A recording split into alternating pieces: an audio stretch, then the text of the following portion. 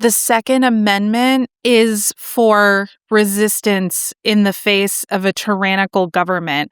Like, literally what is happening right now. Like, this is the use case. This is what people that argue for the Second Amendment are arguing for. Like, we don't want the government. First, they'll take our guns, and then what? Welcome to Millennial, the home of pretend adulting and real talk. I'm Andrew. I'm Laura. And I'm Pamela. And over here in the dumpster fire corner, this last weekend, we saw another tragic murder at the hands of ICE officers in Minneapolis. Alex Preddy, a 37-year-old ICU nurse who was legally concealed carrying his weapon, was gunned down and executed in the street. And I know we've all seen multiple angles of that horrible footage at this point. And I know we're all really familiar with kind of the timeline of events. But I thought it would be a really good time to point out that MAGA is finally admitting that they were just cosplaying being Second Amendment fanatics and advocates, because apparently we're anti-conceal carry now, or at least anti-conceal carry when you're a liberal is basically what it boils down to. My favorite thing that happened sort of in the aftermath of this was fucking Kristi Noem trying to be like, I've never heard of a protester showing up to a protest with a loaded gun. Meanwhile, everyone's like, do you remember Kyle Rittenhouse, the guy that y'all celebrated ad nauseum, even though he literally killed people who were peacefully demonstrating just because he disagreed with them? This guy, listen, you can have whatever opinions you want to have about concealed carry. I'm personally not a huge fan of it, but it's legal. He wasn't doing anything illegal. So again, it's another situation of like, rules for thee, not for me. That is MAGA. That is the Republican Party today. Well, maybe it's better if it does go to court, because maybe it'll change the Second Amendment if they actually are fighting against this, you know? Yeah. Mm-hmm. I mean, it would be like a horrible outcome for this case. And obviously, you know, this person deserves justice, but I don't know, maybe it's a good legacy to leave behind. At least it made some change. But yeah, it's insane, to your point, Laura, about how like just watching the way that these people bend over backwards to change the rules so that everything that is happening with ICE looks normal. Yeah, Republicans have always been really hypocritical, and I think this is one of their most hypocritical weeks in modern history. Trump has been saying today, Tuesday, that he doesn't like that Alex had a gun. That's been a talking point that he's been trying to go with, because that's the best thing he's got. And it completely flies in the face of the Second Amendment. And I just can't believe that we're at this point now where we're now pointing out that, hey, the Second Amendment is supposed to be the thing you live and die by. Like, that's your main child in the Constitution. Without that, you have nothing. So I'm loving seeing Trump squirm on this, and it's going to be fun seeing some infighting with these comments. Again, he doesn't have anything other than, I don't like that he had a gun in his pocket. It's also going to be interesting to see how the NRA responds to however they move forward with this, because they're huge backers of not only MAGA, but also the Republican Party. Well, so this was what made me feel crazy over the weekend, because I found myself agreeing with the NRA. They posted a response on Twitter being like, hey, people with powerful voices need to not be painting with such a broad brush before there's been an official investigation of law-abiding citizens doing law-abiding things. That was essentially like the upshot of what they were saying. Like, they were calling out the administration for being so quick to want to point at the gun and be like, the gun is a problem, because that's literally like the antithesis of what they've said they've believed all this time. And I think the great irony of it is the Second Amendment is for resistance in the face of a tyrannical government. Like, literally what is happening right now. Like, this is the use case. Right. That this is what people that argue right. for the Second Amendment are arguing for. Like, we don't want the government. First, they'll take our guns, and then what? Yeah. Exactly. So it's absolutely bonkers. Yeah. But I think that it is important to, like, vocalize that, you know, in this case, for example, you found yourself agreeing with the NRA, because I in a similar way to how, you know, they were saying that nobody should be painting with a broad stroke. I think that, like, when you talk about political beliefs, it's also important not to paint each other with a broad stroke, because there are a lot of instances in which, you know, people might divert from how they choose to vote. And yeah, so it's just important to know that they're, like, reasonable people out there. Like, we don't agree with the NRA, we don't agree with concealed carry, but we're logical enough to know that that is still technically legal as far as, you know, what stands right now in the Constitution. So, right. Totally. And I think it's a good reminder too that gun owners come from all political beliefs. I think that there tends to be this stereotype that only Republicans own guns. Obviously, that is not the case.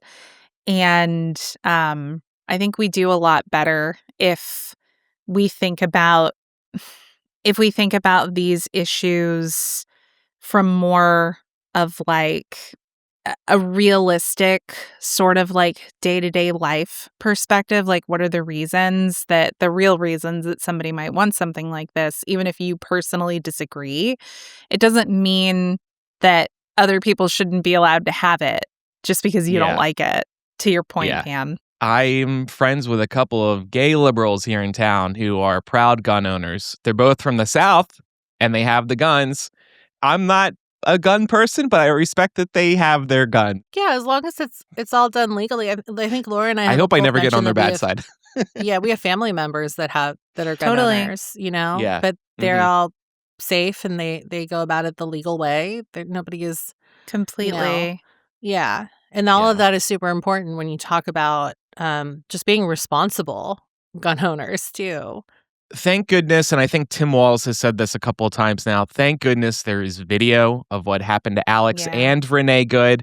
Without that, the administration would be lying out of their asses, and we wouldn't be able to prove them otherwise. They're trying to lie with the evidence that we see with our own eyes. I know.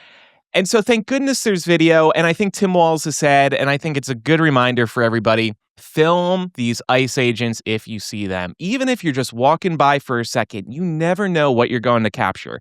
It takes a split second to load up that camera from the lock screen. If nothing happens, you can delete the video, but just film them. If I see them, if I'm driving by, I'm filming from now on.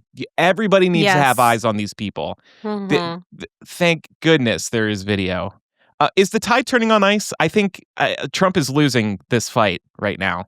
Oh, I mean, national polling around how Americans feel about ICE is not good, to say the least. Is it getting worse after this weekend? Yeah. Well, I mean, like, listen, here's the reality. If their stated mission, is that they're going after the most hardened criminals, the worst of the worst, listen, if someone is present in this country without proper documentation and they are also a hardened criminal that is hurting people, absolutely. I am totally fine with us removing that person from the country with due process. But the reality is these guys are untrained and they're they're little bitches. They don't want to go after the hardened criminals. Because if they wanted to, they could, but they don't. Instead, they target people who are trying to go to their scheduled immigration hearings. They're targeting people who are just trying to work a job. They're targeting people who are just existing in their communities because they're easy targets. Yeah. They don't actually have Target and grabbing people. Right. Like, they don't actually have the balls to go after real criminals. Dan Bavino has been asked to step down. There's been calls for Kristi Noem to be fired. Yes. including by some Senate Republicans. So the tide's turning after Alex. There's just no winning this debate for Trump. It has been a really hard few days. And Yeah. if you've been having a hard time with it too, just know that you're not alone. Yeah. Well, in some later political news, TikTok struck a deal for a new U.S. entity, finally separating the app from China as Biden had required through an executive order. So it's got a lot of new owners. Oracle, MGX, which is an Emirati investment firm, and Silver Lake, another investment firm. Those three will be owning more than 80% of the new venture. And the list of owners also includes the personal investment entity for Michael Dell, the tech billionaire behind Dell Computers. And there's a bunch of other firms as well. So there's a lot of hands in it.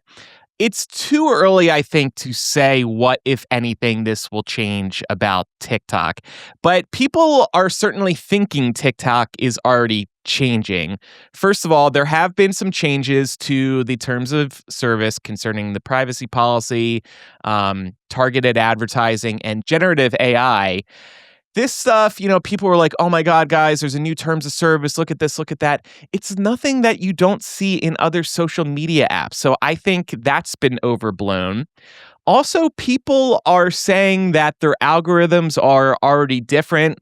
People were pointing out ICE videos seemed to be suppressed. You couldn't write the word Epstein. People were getting errors about that. As far as I can tell, and maybe I'm going to be wrong on this, but I think this is just part of the transition that's happening with TikTok, moving it over to the US in however way that is happening. I'm still seeing ICE videos. You can still find Epstein videos. You can still type Epstein. I think a lot of this is getting overblown. So I think before we jump to conclusions, which people love to do, as I brought up a couple weeks ago, oh my God, PBS is shut down, MTV shut down. Everybody just believes what they see and they don't think any further about it. Let's take a breath and see what actually happens here. Are you two noticing anything different about TikTok? I mean, I'll say my algorithm I feel like my algorithm kind of started shitting the bed after the 12-hour hiatus that happened in the US. I feel like my algorithm's never been quite what it was before then. Now, to be honest, do I have anything specific to attribute that to? No. There could be a million factors that I'm not even thinking about that influence that. But I will say, again, not knowing for sure if this is real, I've had a couple of creators that I follow, and a couple of people who I don't follow all come up and have separate videos talking about how their videos are being suppressed. And I found myself thinking well, is it though? Because I don't even follow you and you popped up in my feed. Again, that doesn't mean that there isn't suppression happening. Listen, we are in some dark fucking days right now, y'all. So I don't think it's outside of the realm of possibility. I just don't have any proof. In terms of views being suppressed, TikTok was down over the weekend. They were having issues. They may have been moving their servers, whatever is happening behind the scenes. I think that's what is really going on with that. But yeah, look, I'm with you in terms of maybe something is happening because it is dark times right now, but let's wait and actually find out if that is the case. Let's wait for more evidence to come up, more conclusive evidence. How about you, Pam?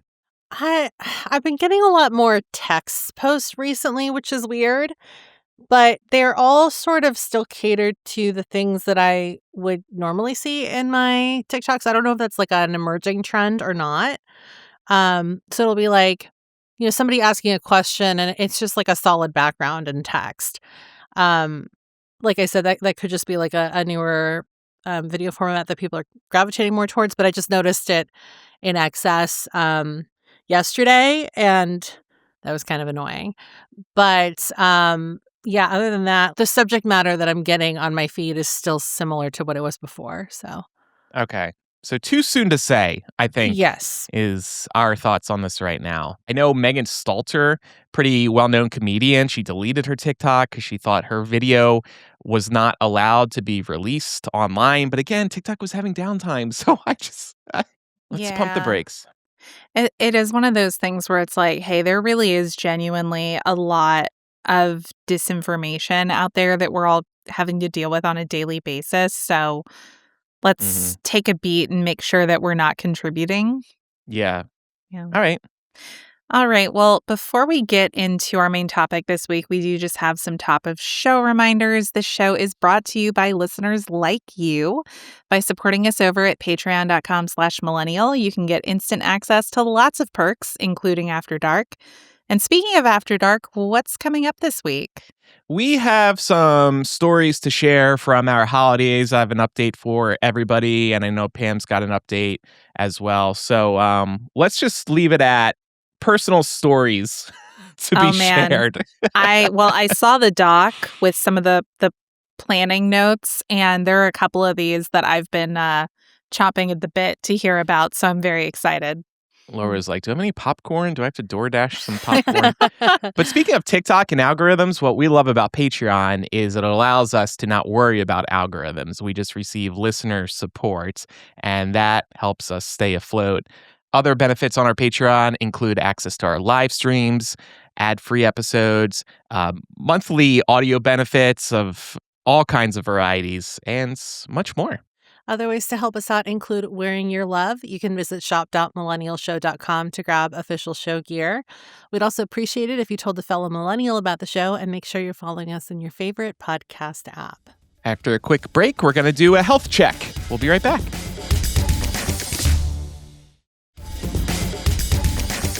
So I saw this article in the New York Times, and it was basically asking people to check in with their health and see how they're doing in terms of like a few kind of core, very easy exercisey type tests. And the idea behind this was that it was supposed to gauge not necessarily like what you would traditionally consider a fitness level test to be, but more just like your ability to do certain things that will help you in the long run as you age. And this felt like a really good thing to unpack because it's at the beginning of the year. Most people have some kind of fitness goal that they're working towards, but also, as we get older, it's good to kind of remember to check in on your body and make sure that everything's functioning the way that it's supposed to. And so, yeah, this is kind of like a good place to start. And so we hope it encourages you to do the same. So the tests that are in this article, and we've linked it in the show notes as well if you want to check it out, they're meant to gauge your strength, power, cardiovascular fitness, and balance. And it all sounds really scary, but it's really not. There are also things that we'll still want to be able to do, like I said, when we're much older. And there's a couple of things that we wanted to kind of throw out as like a general PSA before we get started. One thing that I really appreciated about this article is that it really stressed a couple of times that it's never too early to begin training for your later years, and it's also never too late to improve your physical abilities. So if you find that you're struggling with something, there's room for improvement. It's not like this is the end for you. And then, Laura, I know you had a really important thing that you wanted to also address as well. Yeah, definitely. I wanted to just add that the tests that this article covers are really geared towards able-bodied audiences. Not to say that they're not for everybody, they definitely are. But if you have maybe a little bit of a lower baseline than what is suggested, and you have other medical considerations going on, the best person to talk to about what your baseline is and where your room for improvement is going to be your doctor. We'll get into this a little bit in the discussion, but for me, something that I struggle with is balance because of my MS. And it's one of those things where I may not be able to get it to like the absolute perfect level that I want to get it, but there's always room to make improvements. And that's the point ultimately that we're trying to drive home today is there's always room to be better. Mm-hmm. All right, so let's get into the 4 basic tests. We all took a little bit of time to try these out so that we could talk about our own results. The first one is just sitting and rising.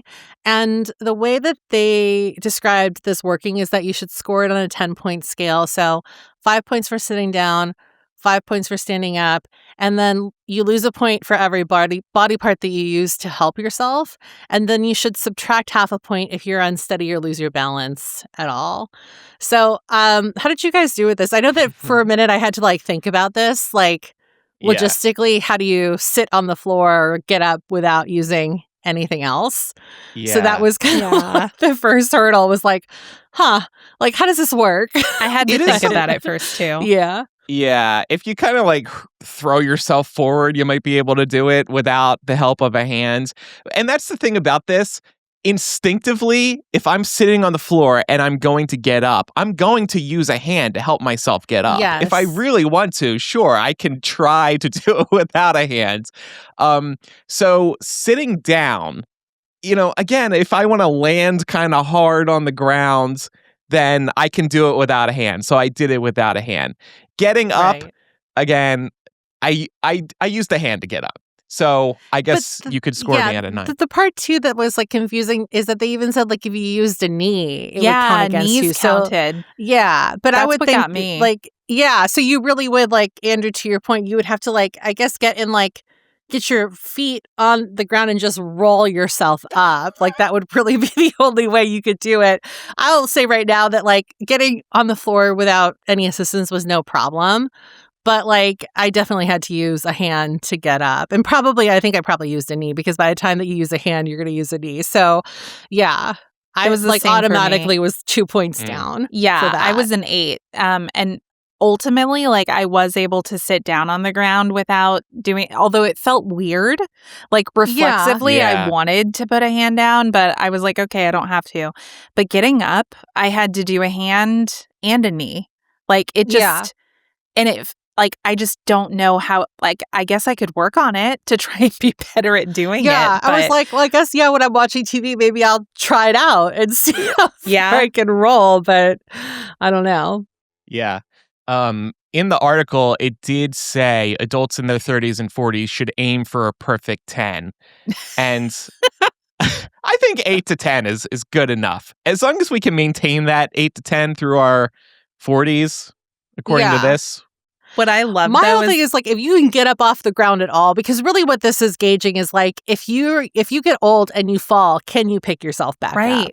Yeah. That's the big thing. Or and is I was it- talking to my Life mom alert. about this article. My mom had knee surgery, knee replacement surgery 2 years ago, and she was saying she's like all of this is like basically what they make you do in physical therapy, and they won't sign you off of physical therapy until you can do this because it is kind of like a quality of life thing. But they also like adjust it because they know that you're not going to be like super fast, for example. So with that in mind, the second test is actually a walking speed assessment. And this one was like a little bit more extensive just because you had to measure out 13 feet. So that was like the first hurdle. But then after that, I feel like in general, they did also say that like when you're walking and timing yourself for those 13 feet, you should just walk normally. And that I got in my head about a lot because I was like, I walk fast, but am I walking too fast? What is walking normally? What for is me? walking too fast? Well, yeah. I think it said like walk at your normal pace, Yeah. which can be a little hard to do when you're like holding a timer and you're like, okay, go.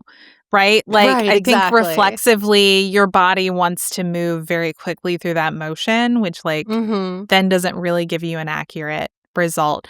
Honestly, I think the best way to do this is if you can get someone else to time you. Yeah. Yeah. I agree.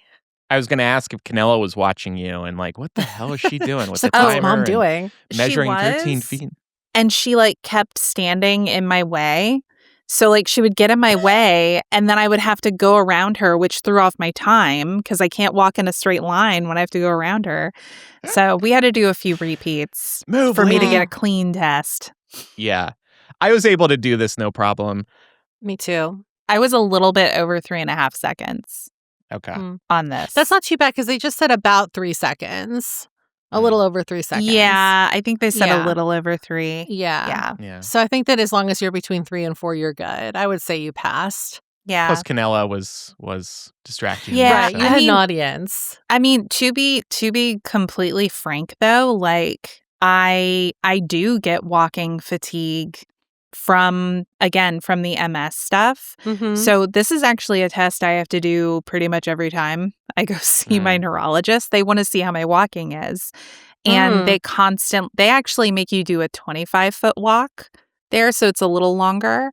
But they always record how long it's taking you to do that so that they can establish, like, how are you doing compared to your baseline? Because they want to see if you get slower or if you have, like, more gait abnormality over time. What That is makes sense. gait abnormality? Oh, that's a really good question. So, it would basically be like if you saw a person walking, like, most commonly, like if you saw someone walking after they had like a leg or ankle or foot injury and they're kind of gimpy. Okay, yeah. Yeah, and like the pace with which they're walking is not even. So their feet are kind of like moving at different rates. Sometimes for people, gait abnormality can be where they have their legs spread out very far while they're walking because they have balance issues. So they naturally like spread their legs out so they don't fall. So those are the kind of things they look for, and that can ultimately affect your walking speed. The third test that they had was grip strength, and this is something that like I actively feel like I think about working on a lot. So the way that they said that was the best way to test this at home, and it isn't foolproof because the best way to test grip strength is in an office with a doctor that has like the right apparatus, but they just suggested walking 60 seconds while holding a heavy weight in each hand, and you shouldn't feel any pain while you're doing this. So I didn't feel any pain, but I think about this a lot because I use my hands for work and I also do a lot of crafting. And I'm constantly paranoid about getting carpal tunnel. And so I think like maybe if I improve grip strength overall, because sometimes you see those like those muscle gym bros, they always like have that grip strength thing that they're working on and stuff like that. It's like, oh, maybe I should get one of those and work on my grip strength because that might help. I could also see that kind of being a good like fidget spinner type of device. Yeah. I keep telling myself to buy something like that, but I don't. So maybe I should do the grip strength thing. Or we could all just get into baking and like sourdough. Yeah, baking. that's true. Just you That would be kneading nice. There's also there's clay that you can get. I like how this basically like opens up like all of the physical therapy I went through, but like there's this really good like thick putty that you can get to work on your grip strength. So instead of like having to get a whole like gym apparatus to like use like the gym bros do, you can literally have this like putty and you can literally just play with it, like stretch it apart and like try to spread it with your fingers and everything because it's really thick. So it actually is a challenge and it definitely does help. It makes I'm looking a big at difference. this now. Does it feel like you're playing with Play-Doh? No. Oh, okay. No, because I it's wanted hard. it to feel like Play-Doh. It's really thick and hard. Does it smell like Play-Doh? Kinda. Okay. Yeah. I miss getting high off the smell of Play-Doh. So Just that salty smell. But no, like for me, honestly, like a grip strength test, this is something that I don't have to think about it. And I would honestly attribute that to the work that I did with that freaking clay. Honestly. Okay. Awesome. I still mess with it sometimes. Like it's really good. It's really helpful. The article encourages you to work your way up in terms of the weight. So I started with 3-pound weights and then we have like 10-pound weights. So I did the 10-pound and then I did 20. Honestly, it was just reminding me how like my posture is typically pretty bad because I start feeling it in my shoulders and in my neck. But other than that, like I was able to do it. How'd it go for you, Pam? Yeah, I only have 5-pound weights, which is not a lot. I have lifted weights at the gym, so I guess that is a good way to gauge it as well. And you're right, like after a while, your body starts to feel it, but that's the point of the sets and the reps. It's not like an instant pain, or it's not like I'm getting pain after like one set, which I think would be cause for concern perhaps. But then I also think about it in terms of like carrying groceries in, and like that also is not like an issue. Usually groceries are heavier than Yeah. Yeah. Does anyone else do this thing? And it's it's like so stupid, but I think it's just like, I don't know, something that you get into for like speed and efficiency and to like not have to make multiple trips. If I can get all my groceries inside in a single trip, I will. Oh, yeah. Oh, yeah.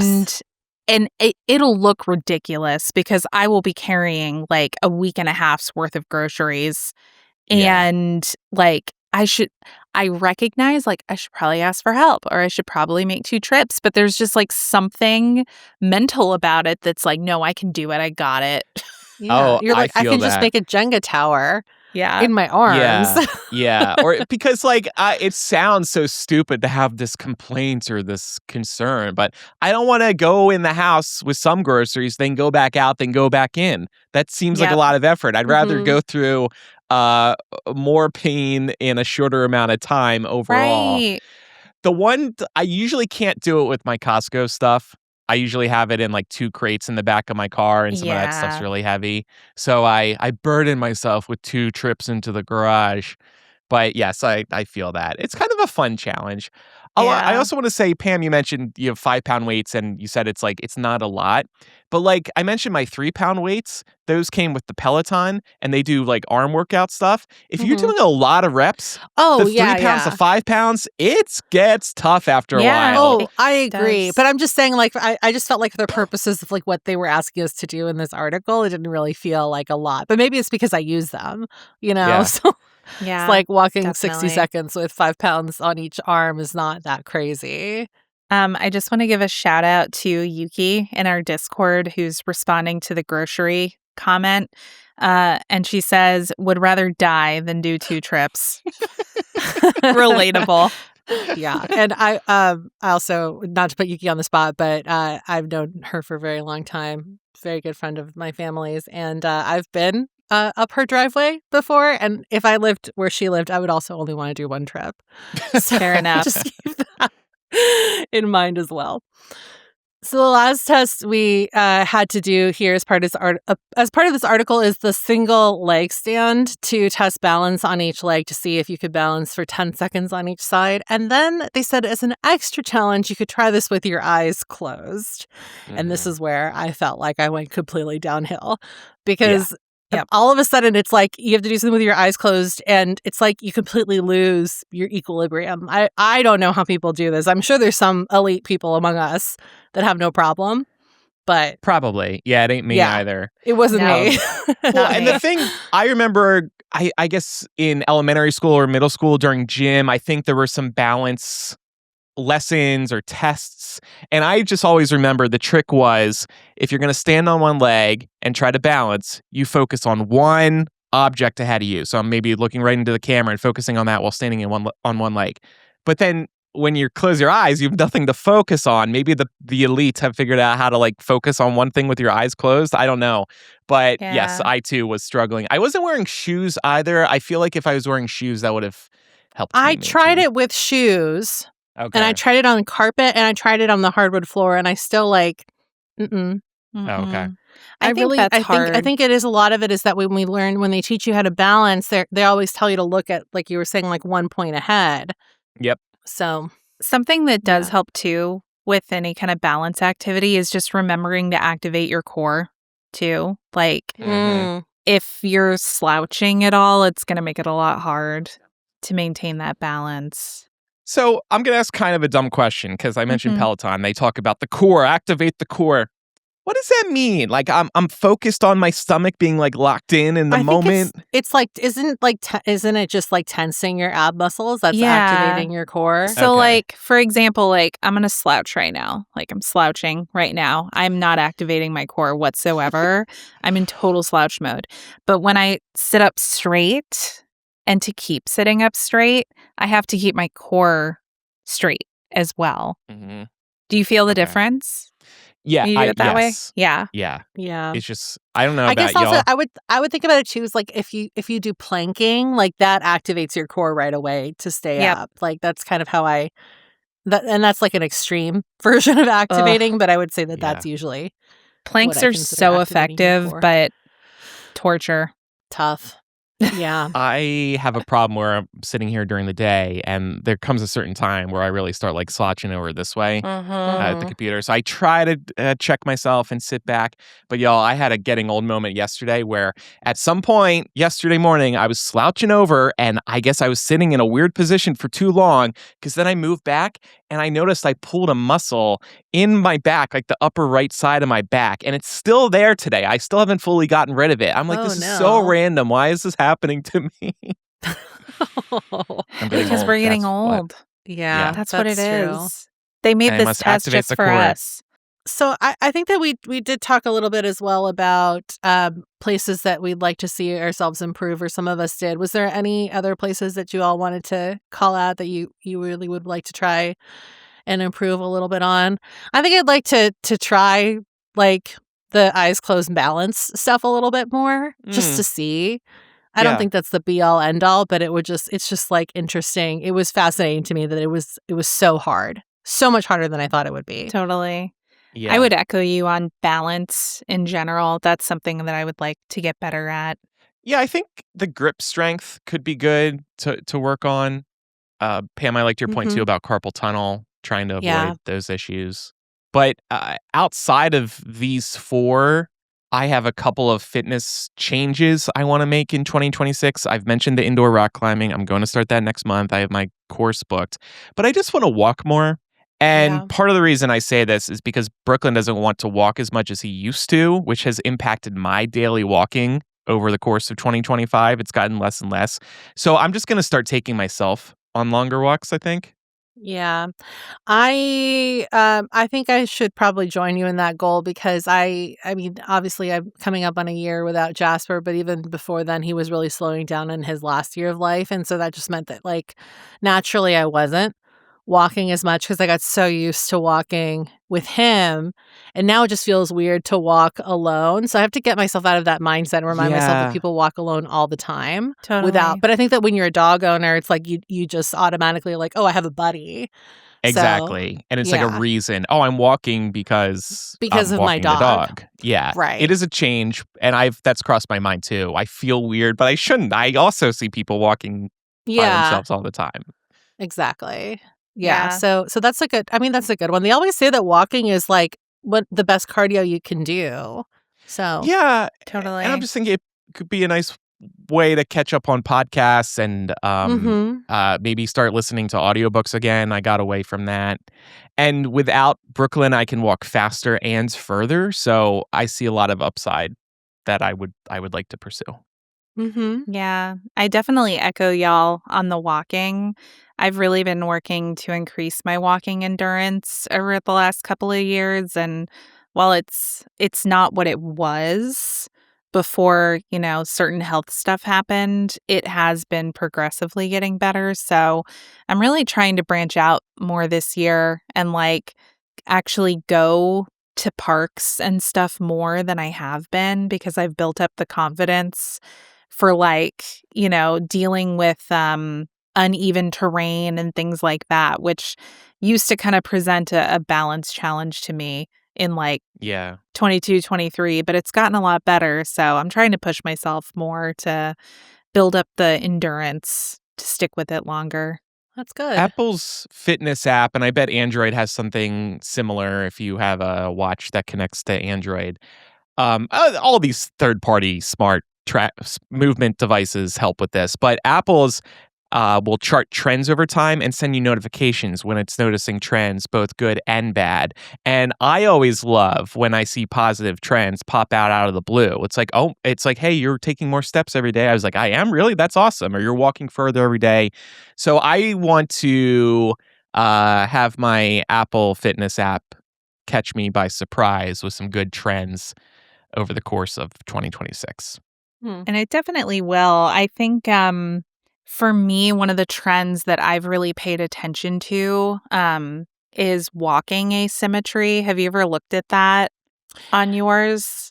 I I know about haven't, it. I but haven't looked. yeah, the only reason I was made aware of this is because I went in to get custom insoles fitted for my shoes, Yeah. and a lot of these places like Fleet Feet is one of the shops that does this. They'll like they have like this fancy like scanning technology, and it'll tell you like if you're putting more weight on one foot than the other, if like one arch is higher than the other, or like what you're talking about, like walking asymmetry and things like that. So Yeah.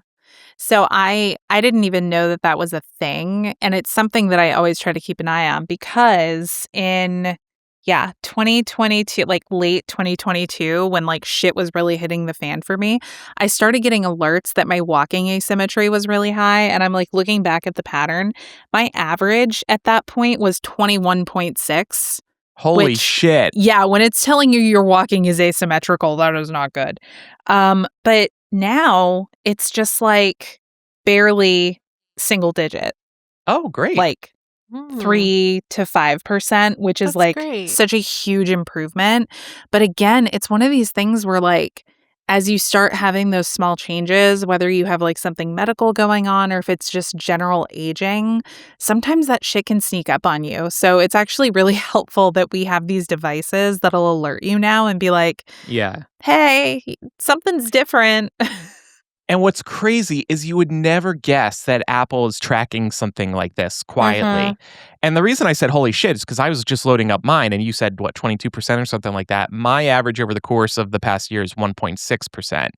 And this is a really important stat because as the health app says, uneven walking patterns such as limping can be a sign of disease, injury, or other health issues. So it's just like a quiet potential signal that something's up. Totally. Ooh, my stair speed is up. How? I don't know how it knows all this stuff. Well, it probably gets it from your watch. Yeah, but it's still cool how it calculates it. That's what I mean. Oh, I It's know. just really impressive. Yeah. Yeah. Sometimes I look at that and like sometimes it'll note like you climbed X number of flights of stairs and I'll be like, I don't think I climbed any stairs today. So like some stuff it's not perfect. I think they but count inclines though. They must count Yeah. inclines. Oh, okay, maybe that's I would what it think is. so. Yeah. Yeah. Yeah. Very cool. And y'all know I use the stair stepper at the gym because I'm gay and only gay Yes. people and women use the stair stepper. Oh, I remember. You got to have that good butt. It's not working, but I'm trying. All right, we're going to take one more break and then we'll hear what our listeners' goals are for 2026 in terms of their fitness. We'll be right back.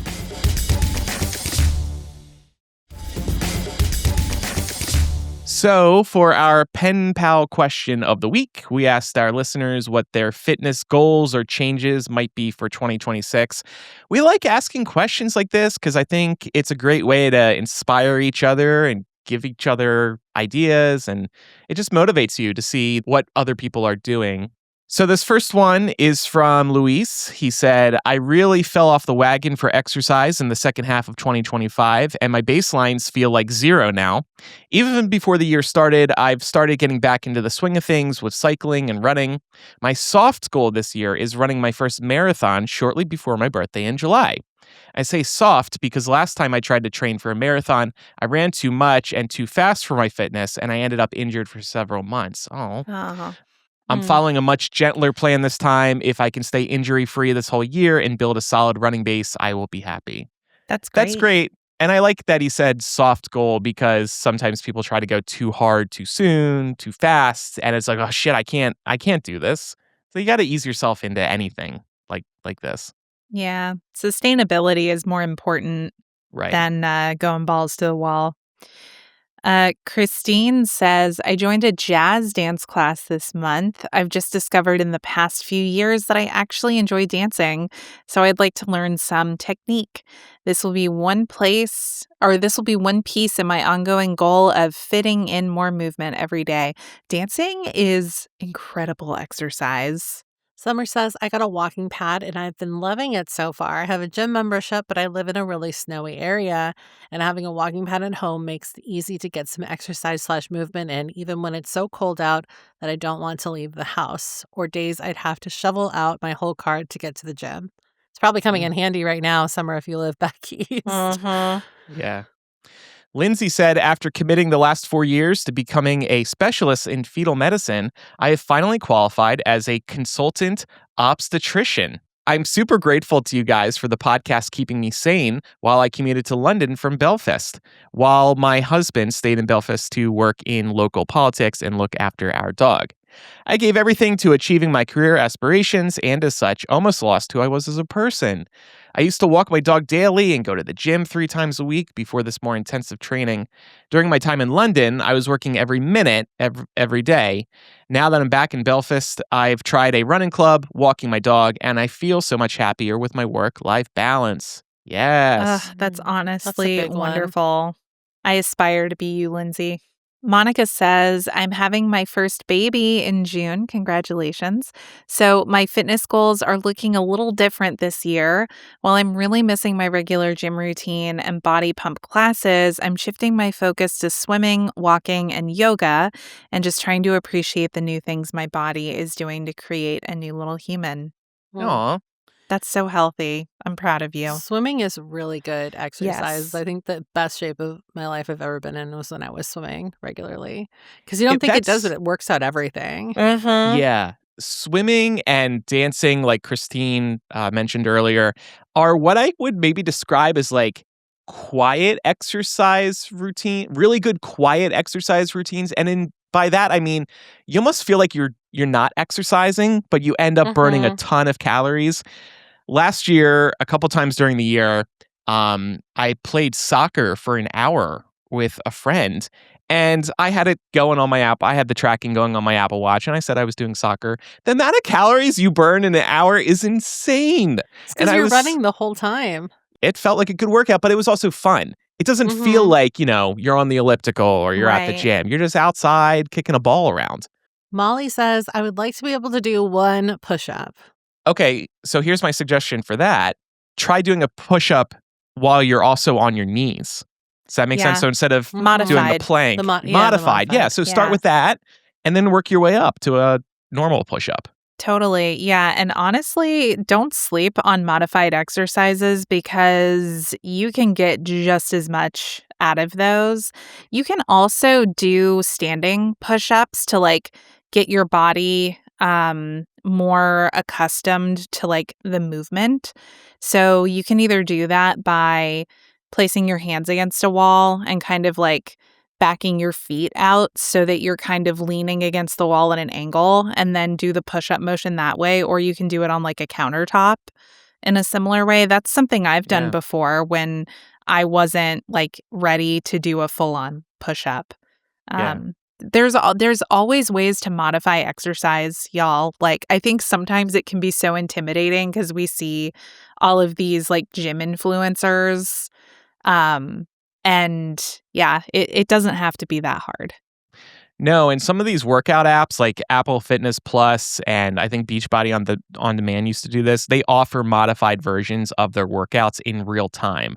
So Mhm. if you've been maybe intimidated to join one of those because what if it's too hard? Look into if they offer modified versions of their workouts before you commit. 40 said, I want to dunk a basketball on an NBA regulation height hoop.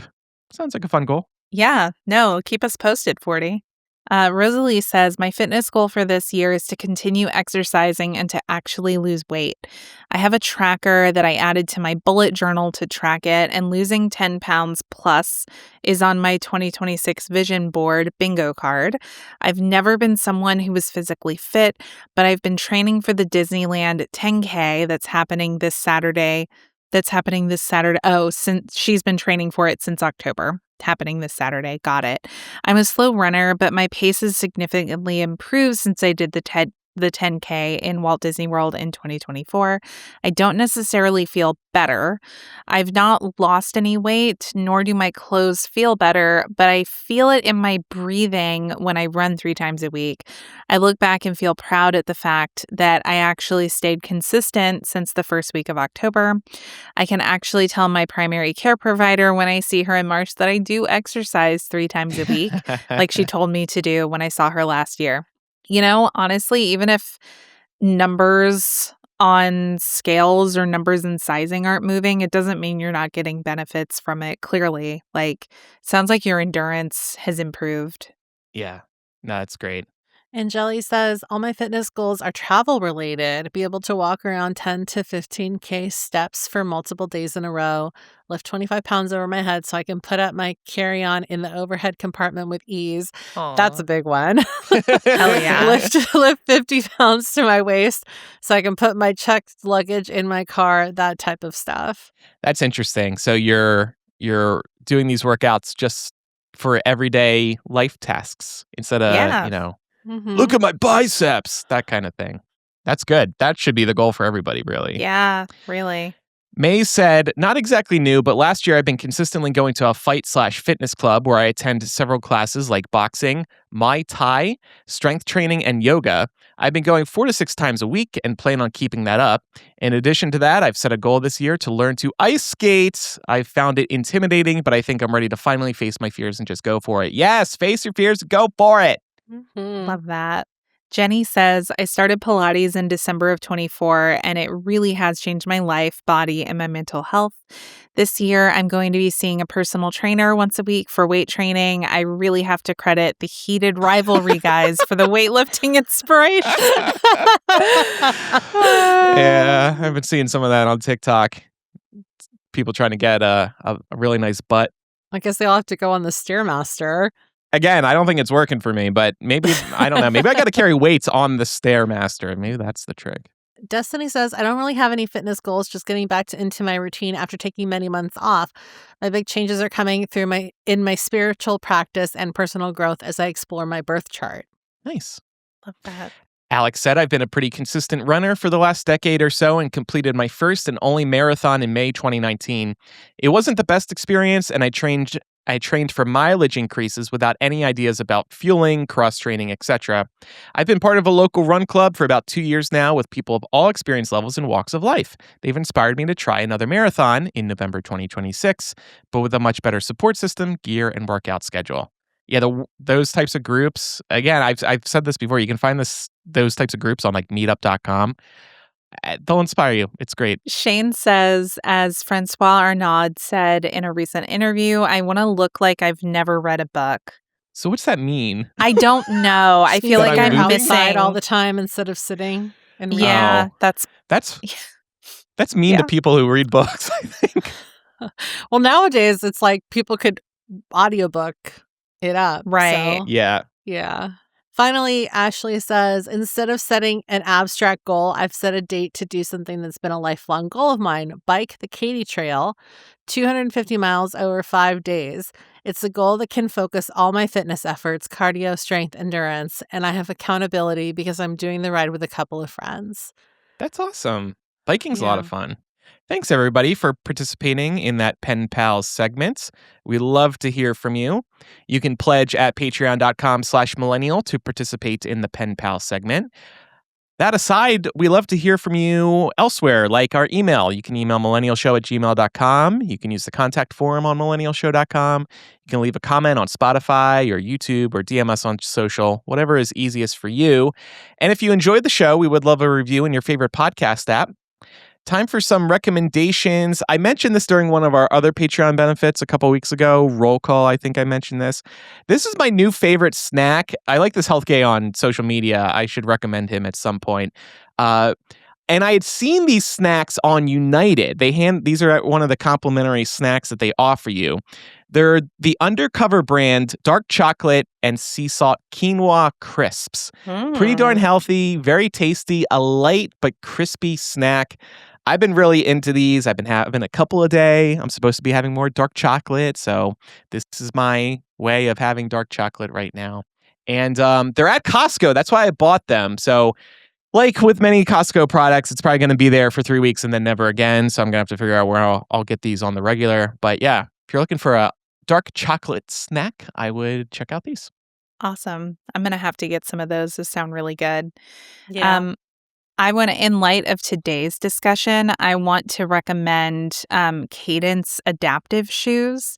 So these are shoes that are designed specifically for people who may be having walking difficulties, whether you have a disease that impacts your walking or you simply just are struggling with things like dragging feet.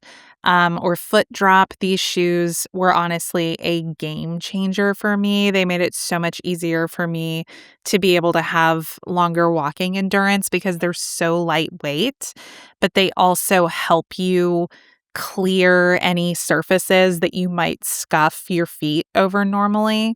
So definitely check them out. They are kind of expensive, but they have amazing customer service and they are FSA eligible. So if you have an FSA account, you can put those dollars to good use.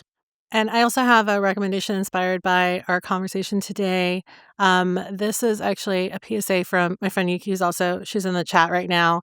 She was diagnosed with colon cancer last year, and she's okay with me sharing that.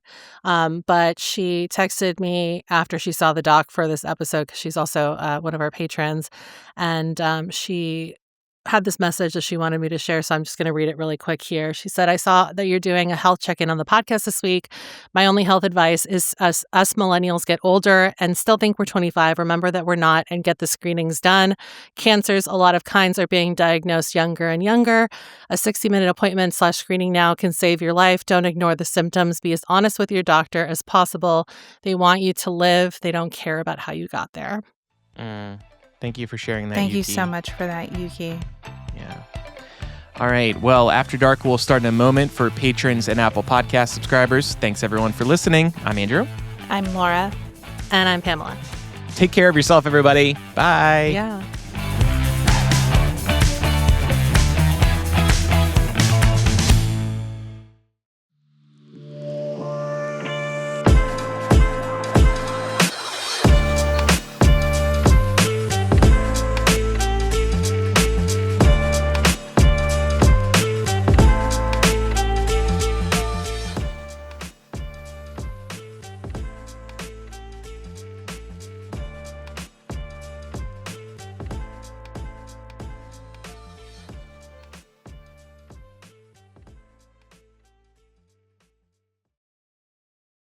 All right, this is After Dark for episode 1204, and we have a couple of personal updates to share.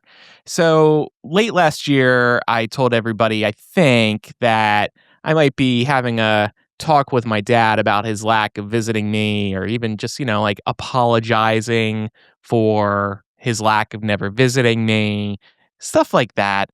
And so about halfway through the Christmas trip, just about a month ago, we're driving in the car to my sister's house.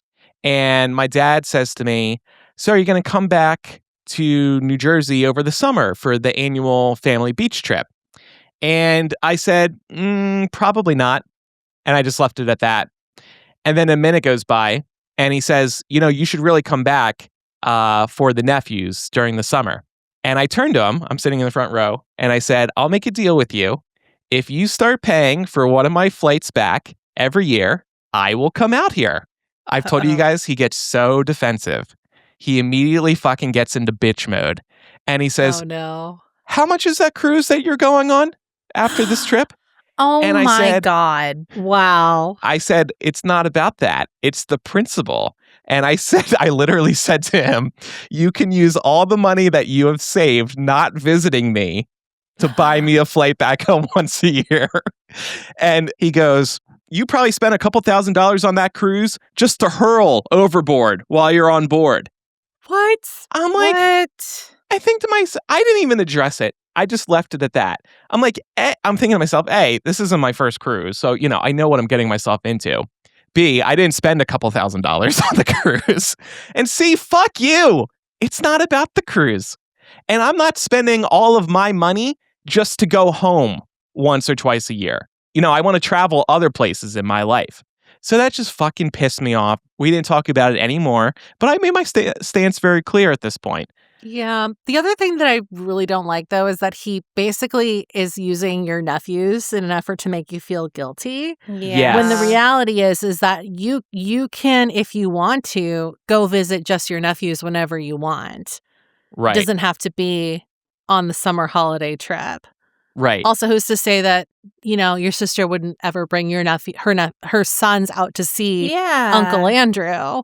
Right. And I think he is using the nephews as cover for come visit his me and your problems. mom. Yeah. Yeah, 'Cause now exactly. that's his what he thinks is his trump card now. He's like, oh, you have to come back for the nephews. Yeah. And to that point, he said, oh, you're Trey and Austin are going to start forgetting about you or something like that.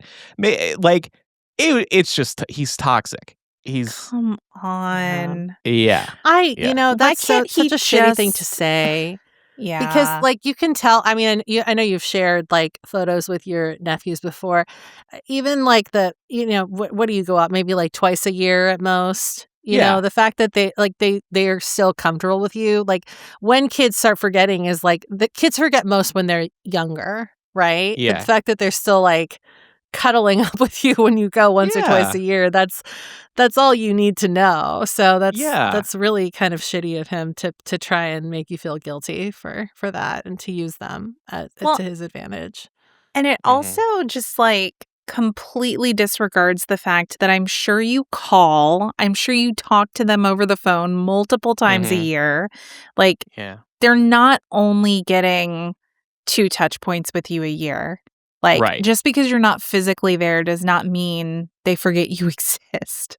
Yeah. Right.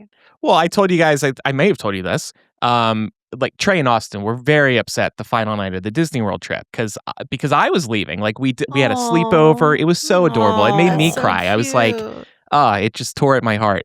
But I think Trey or Austin mentioned, and this killed me. Like he was like, "Oh, I'm gonna put a picture of us next to my bed." Like, oh my God, that is the fucking cutest thing. Yeah. I'm tearing up now just recalling it. Stop. So I texted Becca. I was like, I'll print pictures of me with both of them and send them back. And I did that. And apparently Trey teared up when he got the photo. It was so cute. So that's another touch point they have. They got a picture of us together in Disney World. Yeah.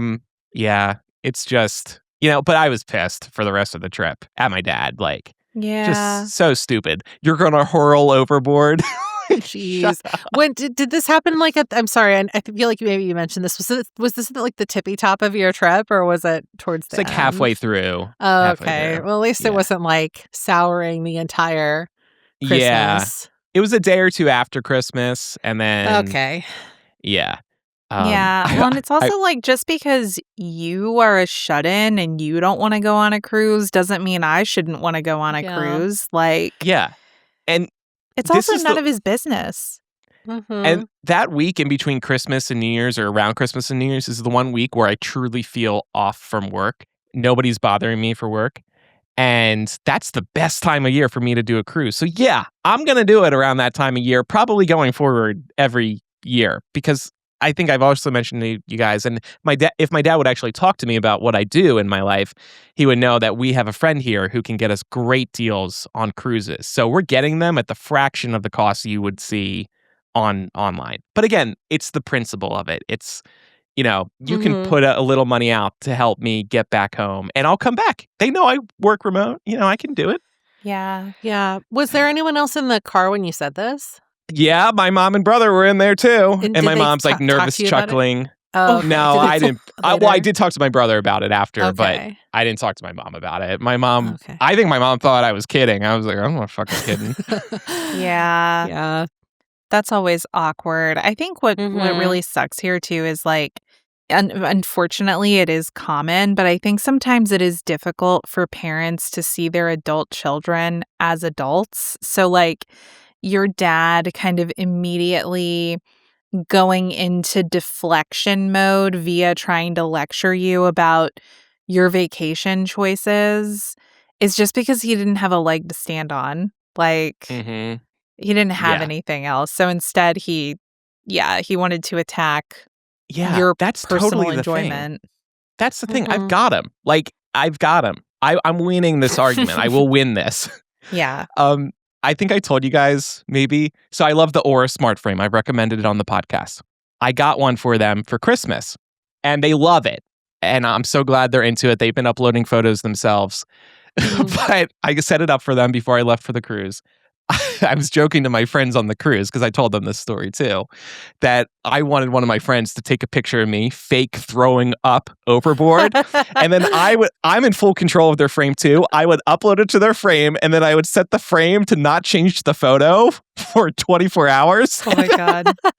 I thought that would have been so fucking funny just to troll my dad. But it's like, and then you got to caption it. Still more fun than paying for a second flight home every year. But then I was like, you know what? That would be acknowledging that comment he made bothered me. So I decided to let them. That's true. Let it go. Yeah. Yeah. So, yeah. Well, so you'll that's have what's to going on update there. us. I was going to say very quickly, you'll have to update us when the time comes to plan for that summer trip. You know?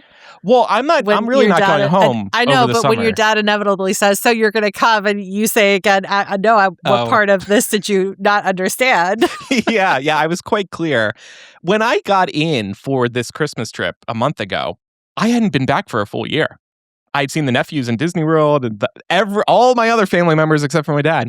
So I get in the house and my dad's first comment, a whole year. It's been a whole year. Wow. Yeah, it has. And it's like, Dad, you have free will. And isn't he retired? Yeah. Oh, see that? And all the time in the world. That really pisses me off then because he could totally come visit you. Not just that, but 2 weeks ago, they went out for drinks because they were celebrating the 10-year anniversary of being retired. I was thinking to myself, 10 years of having absolutely nothing to do. Yeah, he's been retired for 10 years now. And how long have you been on the West Coast? 14 years, not including the Chicago years. Yeah. And he's never been. Yeah, never been. Damn. Yeah. That pisses me off. I thought that was so an sorry. entertaining update. It's fine. It's disappointing, but fine. Mm-hmm. Well, it's not fine, but yeah. Well, my therapist is trying to make me accept it, move to acceptance. You know. So, are you talking about radical candor? It's hard for me to accept, but I'm like, I have my game I'm playing now, where it's just like two can play at this game of being stubborn with visiting. Yeah. Anyway, Pam, what's your update for us? I had like a little bit of like a vent or a rant, if you will. So my this actually like relates to the show kind of because it prevented me from attending our editorial meeting. On Friday, I get a call from my grandpa. It's like, I think maybe like 30 minutes before we're supposed to be on Zoom to talk about the show this week. And usually I don't answer phone calls from family that call me in the middle of, like in what I consider to be work hours, because I've just found that they don't respect the fact that I'm not free going forward. So it can never just be like a one-off situation. So I make the mistake of answering this phone call. And of course, it takes way longer than necessary to fix this issue that he had. Basically, the long and short of it was that do you guys have Fast Track where you live? Like we have it for bridges, Pass? like for bridge toll. Fast Track, but sometimes they have it for like highways where like you can pay a fee to go like in a fast lane, an express lane type of thing. Yeah, we have Peach Pass. Okay, here. so it's similar thing, right? And so we have Fast Track here. Most people use it to get over the bridges. He's like, oh, like I got this letter that's saying that I owe $14, but like I don't think I owe $14. And he's like freaking out about paying it. And I was like, okay, well, like when is it due? Can we like talk about this tomorrow? And he's like, no, it's due today. So that's like problem number one, is that he left it for today. And we had like talked on the phone 2 days ago too, in the evening. So we could have fixed it off hours. And then I go, okay, well, like, let me just sign into your account really quick. So he sends me the password and I sign in and I'm like, it says here you don't owe anything. And he's like, well, this letter says this. And I said, okay, well, like maybe the letter is like false because there's been a lot of Fast Track scams. And we sat there for like 45 minutes going around and around in circles and me telling him that if he was like really that paranoid about it, he needed to call and like speak to somebody to ask at the office, but that like I could not do that right now. And so like, that's fine. That's like part A of the story. Part B is that like I severely regret accidentally answering this phone call. And I hate that because now, like I said, like it can never be a one-off. He has called me every day for something else at the exact same time, and I've been ignoring his phone calls Oh. because in his head, it's Pamela answered one time at this time, so surely she is free every single day at this same time. Right. Yeah. And it's just like sometimes it's like multiple calls, and it's like it's so like at first when this used to happen, because my grandma used to do this too, it would like really spike my anxiety because like when somebody is calling you repeatedly because you don't pick up, the automatic assumption is that something's wrong, right? And so like we literally had to like sit down and talk to them and just say, hey, like you cannot keep like repeat calling us, because if you do, we think something's wrong, and then it's a non-emergency, and we need to have like a system for when there is an emergency.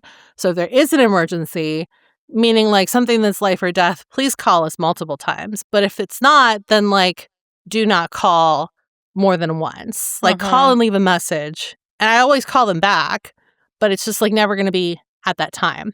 Right. So now I'm just going to have to wait and see how long it takes for him to stop calling me at that time, which is kind of like frustrating in a way, even though my phone's always on Do Not Disturb anyway. But like I always like let family bypass that anyway.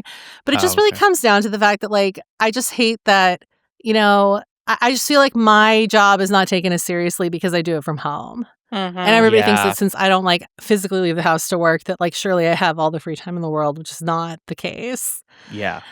So anyway, that's my rant. Yeah. I feel like that's such a generational thing. It really is. Like the olds really don't understand. Yeah. And I hate talking on the phone. So I feel what you're talking about there, which feels weird for me to say because I enjoy podcasting, but I hate talking on the phone. Nice thing about my grandparents is they are so quick on the phone. I think they hate talking on the phone, but like that's their option, even though they can text. So like I'll do a birthday call with them. 1.5 minutes, maybe. And I look at it, I'm like, wow, that flew by. That felt like a lot, and yet it flew by. Oh no, my family loves talking on the phone. Mine too. Thank goodness I don't have that problem. Because they want to talk about like the whole family. It's always like, how you doing? How's your day? What'd you have for dinner? Let me tell you what I saw about like this one person. Like, let's gossip about this. And I'm like, oh no. Yeah. One time I had a fling with a guy and he would like to FaceTime me. I disabled FaceTime because I did not want to get FaceTime calls from him. I'm like, what the hell? I really hate it when people call. We've talked about this before, but I hate it when people call on FaceTime when FaceTime was not something we established that we were going to do. Like, cool. Like if we agreed, hey, let's FaceTime at this time. Great. But if somebody just FaceTimes me out of nowhere, it gives me so much anxiety. I don't like like what's it. wrong? Why don't you just see you? Why don't you just me? Yeah. It's like you can hear my voice. It's me. Like I think FaceTime has gotten more bearable to me if I can take the call on the computer, but I don't want to sit there holding up my phone doing this. Yeah. So, that gets exhausting. For longer than like it is useful, right? Like, you know, to your point, it's like, you know, even with like my grandparents, for example, it's like I don't know if I can troubleshoot this, but like let me see what you got in the mail. Like turn on FaceTime and like show me, because chances are I'll be able to see it better that way than if they take like a grainy photo that doesn't even have what I need on there. So it is useful for some things, but definitely for like long conversations, like I'm like you guys, I don't want to be holding up my phone for that long in front of my face. So it cracks me up seeing people like at the gym or just, I don't know, around town. People just like leave FaceTime open and talk for seemingly hours with the other person who's just like on the couch. You know what I mean? People seem to like having that open visual connection, almost like back in the day when we would sit on Skype for hours on end. Yeah. I'm sure it's a similar thing because, I definitely remember plenty of times where I used Skype as a social outlet just as much as I was using it for podcasting. One other point I want to make, Pam, about working from home and getting bothered by people. This definitely happens to me too. I mentioned going home to spend time with my family. I'm trying to work and like my dad's trying to talk to me. I'm like, even though I'm sitting here on a computer, you know, at your kitchen table, I'm busy. Shut up. Yeah, no, I feel that. I mean, I was trying to like, I told you guys too that I was like, I thought, oh, like I'll sit down and do some of the letters for the physical gift this year. Cause like, nobody's at the table. I'm still like involved, but I'm doing my own thing. And it's like, nobody respects that like you're trying to focus, Yeah. Well, and sometimes it's abundantly clear. You have headphones in, you look like you're busy, you're furiously typing away, and that's still not they enough will of a still clue talk for to me people. with headphones. I've tried. Like, it's Yeah. like I literally have to hold myself up in my room, or I just say, I'm going to the library. And then Yeah. I just like leave before anybody can say anything. And like also my rule now is that like nobody can tag along because they always want to leave before I'm ready to leave. So Oh, Yeah. interesting. Yeah. yeah. Yeah. It's like you can come, but like I'm staying there for 3 hours. So yeah. you're either Yeah. walking back or you're staying for 3 hours. The thing that always gets me is I just feel like there are just some context clues I've noticed that like some people just miss out on. But like the general kind of posture that you were pointing out, Andrew, like being on your computer, typing, staring at your screen, and having somebody talk to you, and you're just like, yep, and Right. you're just like, Yeah. can you please shut the Right. fuck up? Right. Yeah. I have to give Pat this reminder from time to time because in the afternoons typically, so during the mornings, I'll work from here, do my heavy duty work here. And then in the afternoons, typically, I'll move to the couch. And yeah, it looks like I'm relaxed and chilling on my laptop, but I'm actually like thinking and need to be focused. And he's trying to tell me things. And I'm like, I've literally said to him, just because I'm sitting on the couch doesn't mean I'm not working. So Yeah, leave me alone, I please. get it on one hand, it's tough because you're like technically in a communal space, but it also really sucks to be holed up in one spot for the whole Yeah. day. Yeah. You I know, hate being so- up right here all day. So that's why I moved to Yeah. the couch. Yeah, Like so Laura, I you- do the same thing. Yeah. Laura, you told me last week, like you've been trying to do some of the podcast stuff from the couch because you don't want to sit at Definitely. the desk all day. Well, yeah, because Yeah. like I'm working all day and then turn around doing this. So yeah, for the hangouts and stuff, I've been trying to take them on the couch. And when Yeah. it's actually warm outside, I'll try to take them out on my patio. Probably. Ooh, love And you have that. such a Yeah. nice patio, Shu. Oh, Yeah. I love Little it. wraparound, screened-in patio. Oh, it's wonderful, Obsessed. especially in the warmer months because we have mosquitoes. Mm. Yeah. So, game changer. Mm-hmm. All right, y'all. Well, those are our updates. Thanks everybody for listening. Thanks for your support. We'll see you Yeah. next time. Good Bye. seeing y'all.